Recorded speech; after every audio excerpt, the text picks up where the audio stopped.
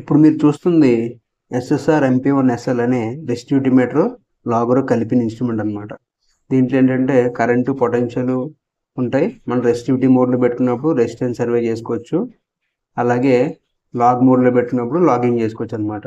So P1 P2 C1 C2 నుంచి ఎలాగైతే మనం రెసిస్టివిటీ మీటర్ వాడి కరెంటు పంపించి రెసిస్టివిటీ క్యాలిక్యులేట్ చేసుకుంటామో సేమ్ అదే ప్రాసెస్ ఉంటుంది. అయితే అడిషనల్గా ఏంటంటే మనం లాగ్ ఓపెన్ చేసినప్పుడు C1 C2 కాకుండా C ground P ground use చేసి ప్రోబ్ కనెక్ట్ చేసుకుని వెల్ లాగింగ్ చేసుకుంటాం అనమాట. దీని ఆపరేషన్ కూడా సేమ్ స్టార్ట్ టు స్టాప్ ఉంటుంది. దీంట్లో ఏంటంటే కరెంట్ మనం కంట్రోల్ చేసుకోవాలన్నమాట. అది ఏరియాని బట్టి ఉంటుంది. అది కూడా లాగింగ్ చేసేటప్పుడు. సో ఈ వ్యూ మీటర్ ఏంటంటే మనకి వాటర్ టచ్ అయినప్పుడు ఇండికేషన్ వస్తుంది.